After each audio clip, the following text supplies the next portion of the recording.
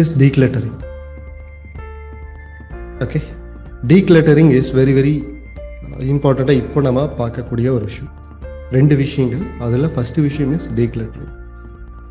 Decluttering அப்படின்னா நமக்கு தேவையில்லாத விஷயங்களை நம்ம அப்புறப்படுத்துதல் அப்படிங்கிறது டீக்ளட்டரிங் சொல்லுவாங்க. அண்டு குயிக்கர் அப்படிங்கிற ஒரு ஆப் இருக்குது. நமக்கு எது வந்து யூஸ் இல்லையோ அதை வந்து செகண்ட்ஸில் வித்தரலாம் அப்படிங்கிறதுக்கு உண்டான ஒரு சக்ஸஸ்ஃபுல்லான ஒரு ஆப் இஸ் OLX குயிக்கர். இதெல்லாம் அவங்க என்ன சொல்லுவாங்கன்னா, 6 மாதத்துக்கு மேலே உங்களுக்கு எதெல்லாம் யூஸ் ஆகலையோ அதெல்லாம் வித்துருங்க அப்படின்னு சொல்லுவாங்க. அது அட்வர்டைஸ்மெண்ட்டுக்காக தான் சொல்கிறாங்க அப்படின்னு சொல்லி நான் யோசிச்சிருந்தேன். பட் ரியலாகவே விற்கிறமோ இல்லையோ நம்மளை சுற்றிலையும் ரொம்ப நாளாக யூஸ் ஆகாத விஷயங்கள் அது எல்லாத்தையும் ரிமூவ் பண்ணணும் அப்படிங்கிறது முக்கியமான விஷயம். ஏன் அப்படின்னு நான் சொல்கிறேன், ஒவ்வொரு பொருளுக்கும் வைப்ரேஷன் இருக்குன்னு சொல்லுவாங்க, அல்லது ரெக்கார்டிங் சிஸ்டம் இருக்குதுன்னு சொல்லுவாங்க. ரெக்கார்டிங் சிஸ்டம் அப்படின்னா என்னென்னா, நல்ல விஷயமோ கெட்ட விஷயமோ நம்மை வெளிப்படுத்துகிற அந்த வைப்ரேஷனை ஸ்டோர் பண்ணி வச்சுருக்கிறது எல்லா பொருளும் ஸ்டோர் பண்ணி வைக்கணும்னு சொல்லுவாங்க. பாசிட்டிவான விஷயங்கள், நெகட்டிவான விஷயங்கள். பாசிட்டிவான விஷயங்கள் நம்ம நிறையா வெளிப்படுத்த பொருட்களும் அதை வந்து வைப்ரேஷனை வந்து அதுக்கு தகுந்த மாதிரி உண்டான இதில் செட் ஆகும்னு சொல்லுவாங்க. நம்ம வந்து பயன்படுத்தவே இல்லாத சில பொருட்கள் வைப்ரேஷன் வந்து நம்ம நெகட்டிவாக கொடுக்கறதுக்கு வாய்ப்புகள் இருக்குது. அதை சரியாக பராமரிக்காத போதோ, அதை டஸ்ட்டோடு நம்ம வச்சுருக்கும் போது, சரியான கவனிப்பு இல்லாத போதோ அது நெகட்டிவாக வெளிப்படுத்துறதுக்கு வாய்ப்பு இருக்குது. நம்ம ஒன்று அதை வந்து எப்பவுமே அந்த சுத்தம் பண்ணி நீட்டாக வச்சிருக்கிறது முக்கியமான விஷயம்.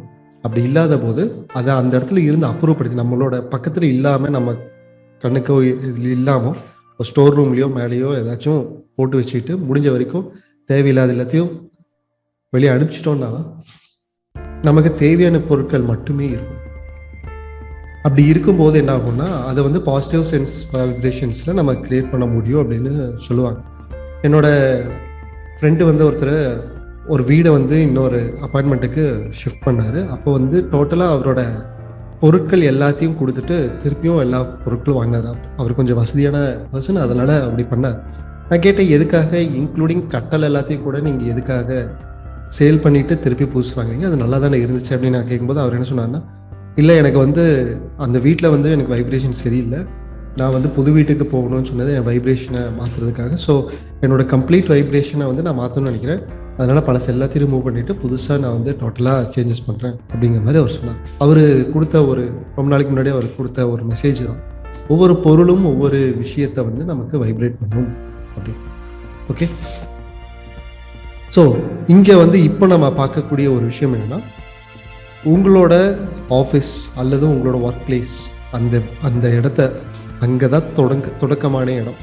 இதில் தேவையில்லாத ஒரு குப்பை கூட இருக்கக்கூடாது, தேவையில்லாத ஒரு பேப்பரோ தேவையில்லாத ஒரு பொருளோ அட்லீஸ்ட் உங்களோட ஒர்க் பிளேஸில் இல்லாத மாதிரி நம்ம பார்த்துக்கலாம். அது எல்லாத்தையும் ரிமூவ் பண்ணிவிட்டு ரொம்ப இது மட்டும்தான் முக்கியம் அப்படின்னு சொல்லிட்டு லெஸ் இஸ் மோர். ஸோ எந்த கம்மியான பொருட்களை ரொம்ப அதிகமாக நான் பயன்படுத்துகிறேனோ அது மட்டுமே இப்போ இருக்கும். நான் வந்து அதிகமாக பயன்படுத்தாத அதிகமான பொருட்கள் நம்மளோட இடத்துல இருந்து ரிமூவ் பண்ணி வேணுங்கும் போது திரும்பவும் தூரமாக போய் எடுத்துகிட்டு வந்துக்கிறதுனால பிரச்சனை இல்லை. பட் ரொம்ப ரொம்ப கம்மியான மினிமலிசமாக இருக்கணும் அப்படிங்கிறதுல உங்களோட ஒர்க் பிளேஸில் ஸ்டார்ட் பண்ணீங்க அப்படின்னா உங்களோட டோட்டல் வைப்ரேஷன் வந்து சேஞ்ச் ஆகிறதுக்கு ஆரம்பிக்கும். உங்களோட ஒர்க் பிளேஸில் அட்லீஸ்ட் நீங்கள் எந்த இடத்துல எந்த ரூமில் நீங்கள் அதிகமான டைம் ஸ்பெண்ட் பண்ணுறீங்களோ அட்லீஸ்ட் அந்த இடத்துல கம்ப்ளீட்லி இது பண்ணி டோட்டலாக தேவையான பொருட்களை மட்டுமே வச்சு அட்லீஸ்ட் கண்ணுக்கு உள்ளனாச்சும் அனுப்பிச்சிடலாம். ரொம்ப தேவையான ரொம்ப கொஞ்சம் ரேராக தேவைப்படுறதெல்லாம் அட்லீஸ்ட் டேபிளுக்கு உள்ள க்ளோஸ்டு இது கண்ணுக்கு தெரியாத மாதிரி கூட வச்சிடலாம். நம்ம எது வேணும் நம்ம பார்த்து எதுவும் தெரியக்கூடாது, நமக்கு எது வேணுமோ கான்சியஸாக தெரிஞ்சு அதை போய் ஓப்பன் பண்ணி எடுக்கிற மாதிரி இருந்தால் ஓகே. அது ஃபர்ஸ்ட் விஷயம். செகண்ட் இம்பார்ட்டன்ட் விஷயம், இமெயில். நம்மளோட இமெயிலுக்குள்ள தேவையில்லாத சப்ஸ்கிரிப்ஷன்ஸ் இருக்கிற அத்தனையும் நம்ம ரிமூவ் பண்ணலாம். ஓகே, எனக்கு வந்து ரொம்ப ரொம்ப முக்கியம்னு எது இருக்கோ அதை மட்டுமே வச்சுட்டு மற்ற அத்தனையும் ரிமூவ் பண்ணலாம். இமெயிலில் இருக்கிற அத்தனையும். அதாவது நிறைய சப்ஸ்கிரிப்ஷன் நம்மளோட இமெயில் ஐடி மற்ற இடத்துல நிறைய இடத்துல கொடுக்கும்போது ஏதோ ஒரு வகையில் அந்த இமெயிலை வந்து அவங்க எடுத்து அவங்க வந்து ஃபுல்லாக நமக்கு அனுப்பிச்சிக்கிட்டே இருப்பாங்க. நம்ம ஒரு பர்டிகுலர் டைம் ஒரு மாதத்தில் ஒரு நாளோ முடிஞ்சால் வாரத்தில் ஒரு நாளோ நம்மளோட இமெயிலை கம்ப்ளீட்டாக தேவையில்லாத அத்தனையும் ரிமூவ் பண்ணி நமக்கு தேவையானதை மட்டுமே கொண்டு வர ஒரு சிஸ்டம் வைக்கலாம். இதில் வந்து ஒரு அருமையான ஒரு டூல் ஒன்று இருக்குது, which is known as unroll.me அப்படின்னு ஒரு ஆப்பாக வெப்சைட்டாக இருக்குது. ஓகே, unroll.me இதை யூஸ் பண்ணால் நம்மளோட வெப்சைட்டில் இருக்கிற டோட்டலாக தேவையில்லாதெல்லாம் இருக்கும். என்னோட மென்டார் இதை யூஸ் பண்ணி தான் அவர் எல்லாத்தையும் கிளியர் பண்ணுவார். So it is safe. unroll.me use பண்ணி நம்மளோட இமெயிலில் இருக்கிற கம்ப்ளீட் இதை வந்து நம்ம தேவையானதுகளை மட்டும் கொண்டு வந்துடலாம். Which is a declutter. Less is more. Okay, அடுத்த முக்கியமான விஷயம் நம்மளோட மொபைல் ஃபோன். நம்ம மொபைல் ஃபோனில் இருக்கிற ஆப், நம்ம மொபைல் ஃபோனில் இருக்கிற நம்பர்ஸ், மெசேஜஸ், வாட்ஸ்அப், இது எல்லாத்தையுமே we have to declutter. தேவையே இல்லாதுங்கிறது தெரிஞ்சதும் சரி அதில் இருக்கிறதுனால நமக்கு என்ன பிரச்சனை அப்படிங்கிறது நினைக்காம கண்ணை மூடிட்டு தாராளமாக அந்த குரூப்ல இருந்தெல்லாம் வெளியே வந்துடுங்க. ஓகே, உங்களோட விஷன் தெரியும், மிஷன் தெரியும், இதற்கு சம்பந்தப்பட்ட விஷயங்களை மட்டும் அந்த குரூப்ல இருந்தால் போதும். அந்த மற்ற எல்லா வாட்ஸ்அப் குரூப்ல இருந்தும் முடிஞ்ச வரைக்கும் வெளியே வந்துருங்க. So that you will be stay away in the distraction இல்லாமல் நம்ம விலகி நிற்க முடியும். ரொம்ப கொஞ்சம் ரேராக யூஸ் பண்ணுறது. ஃபார் எக்ஸாம்பிள் 2 நாளைக்கு ஒருக்கா பார்த்தா போதும். இப்போ ஃபார் எக்ஸாம்பிள் என்னோட காலேஜ் குரூப் இருக்குது, ஸ்கூல் குரூப் இருக்குது, என்னோட ஃப்ரெண்ட்ஸ் குரூப் இருக்குது. இதெல்லாம் வந்து நான் வந்து ரேராக யூஸ் பண்ணுவேன் அப்படிங்கிறத வந்து நீங்கள் அருமையான ஒரு ஆப்ஷன் ஒரு வாட்ஸ்அப்பில் இருக்குது, விச் இஸ் ஆர்கேவ். அந்த குரூப்பை செலக்ட் பண்ணி ஆர்கேவ் பண்ணிட்டீங்கன்னா அது ஆர்கேவ்குள்ளே போயிடும். உங்களுக்கு என்ன மெசேஜஸ் வந்துச்சுனாலும் நோட்டிஃபிகேஷன் காமிக்காது. நீங்களாக ஓப்பன் பண்ணி அந்த குரூப்பை கான்சியஸாக நீங்கள் போகும்போது தான் அதுக்குள்ளே நீங்கள் பார்க்க முடியும். ஸோ குரூப்பை நான் வந்து டெலீட் பண்ண விரும்பலை, நான் வந்து ஆனால் யூஸ் பண்ண மாட்டேன், நீங்கள் எப்போ எதெல்லாம் சொல்கிறீங்களோ அது எல்லாத்தையுமே வந்து ஸோ நம்மளோட ஆப்பில் இருக்கிற முக்கியமாக நம்மளோட மொபைல் ஃபோனில் இருக்கிற ஆப், ஃபோட்டோஸ், வீடியோஸ், இது எல்லாத்தையுமே நீங்கள் பேக்கப் எடுத்து வச்சுக்கிட்டு எல்லாத்தையும் கிளியர் பண்ணி உங்கள் ஃபோனை ரொம்ப கம்மியான ஆப், ரொம்ப எசென்ஷியலான ஆப்ஸ் மட்டும் வச்சுக்கலாம், எசென்ஷியலான குரூப்ஸ் மட்டும் வச்சுக்கலாம், முன்னாடி வச்சுக்கலாம், மற்ற எல்லாத்தையும் ஆர்கேவில் தள்ளிடலாம், முடிஞ்ச வரைக்கும் டெலீட் பண்ணிடலாம். Okay, including mobile numbers. Okay, it's all based on the business. But அதை பேக்கப் எடுத்து வச்சுட்டு அது நம்ம டீக்ளட்டர் பண்ண முடியும்னா ஓகே. ஸோ நம்ம டீக்ளட்டர் வந்து இங்கெங்கெல்லாம் ஸ்டார்ட் பண்ணலாம்ங்கிறது முக்கியமான விஷயம். ஸோ இப்போ நான் சொல்லிருக்கிற ஏரியா வந்து ரொம்ப முக்கியமான டிஜிட்டல் ஸ்பேஸ். நம்ம வந்து work space first, digital space ஒன்று, இமெயில், அந்த இது எல்லாமே வந்து ரொம்ப முக்கியமான விஷயம். இன்க்ளூடிங் நம்மளோட ட்ரெஸ்ஸஸ், திங்ஸ், வீட்டில் இருக்கிறது, இது எல்லாமே வந்து மினிமலிசம் கான்செப்ட் வந்து ரொம்ப ரொம்ப நல்ல விஷயம்னு சொல்கிறாங்க. மினிமலிசம்னு வந்து நிறையா புக்ஸ் எல்லாம் இருக்குது, அதை நம்ம படிக்கலாம். எப்போ வரைக்கும் நம்ம மினிமலிசமாக இருக்கமோ அந்த அளவுக்கு வந்து என்ன சொல்கிறேன்னா நம்ம ரொம்ப ஃபோக்கஸ்டாகவும் ரொம்ப என்ஜாயபிளாகவும் இருப்போம். உதாரணத்துக்கு சொல்ல போனோன்னா, நான் வந்து ஆக்சுவலாக இது வந்து லேடிஸ்க்கு எவ்வளவுக்கு பொருந்தும்னு தெரியாது, பட் ஜென்ஸுக்கு நீங்கள் வந்து ஒரு ட்ரெஸ் எடுக்கிறீங்க அப்படின்னா, நான் 500 ரூபீஸ்க்கு 2 டிஷர்ட் எடுக்கிறதுக்கு பதிலாக, 500 ரூபீஸ்க்கு 3 டிஷர்ட் எடுக்கிறதுக்கு பதிலாக ஒரே ஒரு நல்ல பிராண்டடான ஒரே ஒரு டிஷர்ட் நான் எடுக்கலாம். அந்த ஒரு டிஷர்ட் நான் வந்து ரொம்ப நாள் யூஸ் பண்ணலாம். ரொம்ப கம்மியான ஹைலி பிராண்டடான ஒரு விஷயங்கள், ரைட், இதுவே நம்ம தொடர்ந்து யூஸ் பண்ணலாம். அண்டு நான் போடும்போது எப்போவுமே ஒரு பிராண்டடான நல்ல ஷர்ட்ஸ் தான் போடுறேன், நல்ல இது தான் போடுறேன், பட் ரொம்ப கம்மியாக தான் நான் வச்சுருக்கேன். அப்படிங்கிறதுக்கு பேர் is one of the minimalism. நான் இது வந்து ஐ ஹவ் ஸ்டார்டட். நான் இப்போ வரைக்கும் வச்சிருக்கிற திங்ஸ், அந்த ட்ரெஸ்ஸஸ் வந்து ரொம்ப ரொம்ப கம்மியான ட்ரெஸ், பட் கொஞ்சம் குவாலிட்டியான ஒரு விஷயம். ஸோ குவாலிட்டி முக்கியம், குவாலிட்டியில் காம்ப்ரமைஸ் பண்ணக்கூடாது. பட் ரொம்ப கம்மியாக இருந்தாலும் பரவாயில்ல, குவாலிட்டி கம்மியாக இருந்தாலும் நிறைய எடுக்கிறோம் அப்படிங்கிற உண்டான மைண்ட் செட்டை நம்ம முடிஞ்ச வரைக்கும் மாற்றினா நம்மளோட பிஹேவியர்லையும், நம்மளோட பிஸ்னஸ்லையும், நம்மளோட லைஃப்லையும் அதோட தாக்கம் வரும். அப்படிங்கிறத நான் ரீசெண்டாக கற்றுக்கிட்ட ஒரு விஷயம். ஸோ முதல்லலாம் வந்து நான் வந்து எப்போவுமே வேறு ட்ரெஸ் போட்டு தான் நான் பண்ணுவேன். பட் இப்போ வந்து ஒன்லி யூனிஃபார்ம், ரைட்.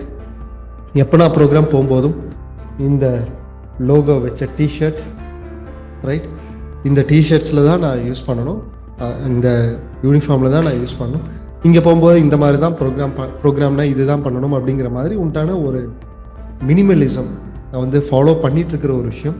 பட் நான் ஃபுல்லாக மினிமலிஸ்டாக மாறல, but I am just changing completely மாற்றிட்டு இருக்கிற ஒரு விஷயம். Because less is more.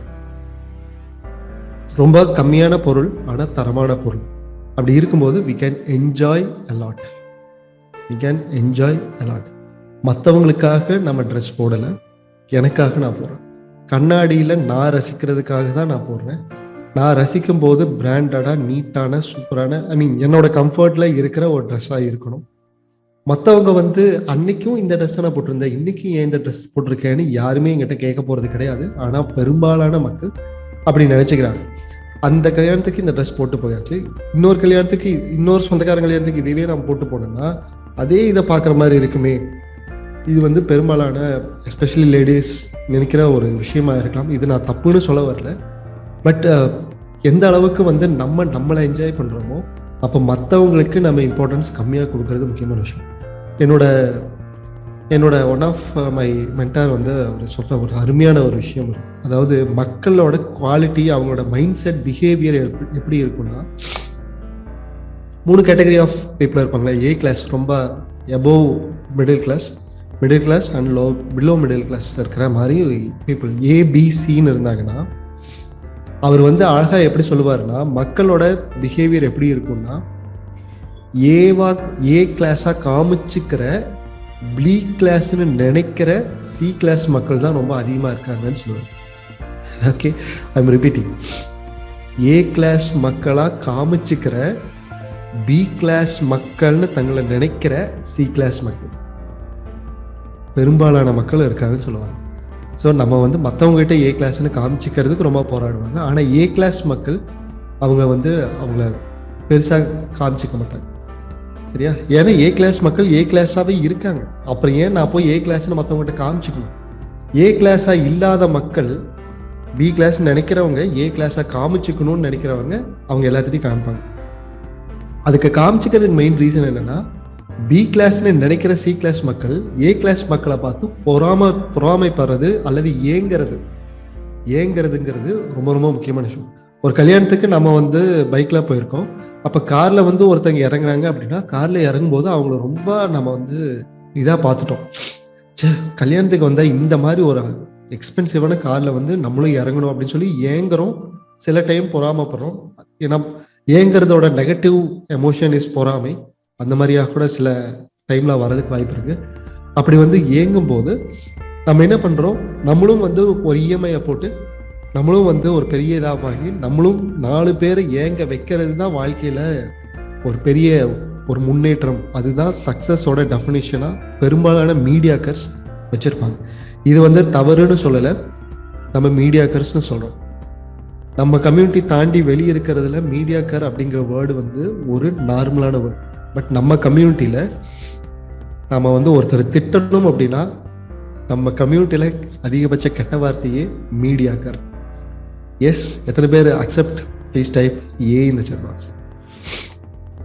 நம்ம எல்லாரும் ஃபார்ச்சூனர் நோக்கின ஒரு பிரயாணத்தில் இருக்கோம். அப்படின்னா நம்ம இருக்கிறதுலையே லோவஸ்டான ஒரு நிலை அப்படின்னு கேட்டால் அது வந்து மீடியாக்ரட்டி. சாதாரணமான மனிதராக இருக்கிறது தான் இருக்கிறதுலையே என்ன சொல்கிறது, ஒரு நம்ம கம்யூனிட்டியில் ஒரு மோசமான நிலை.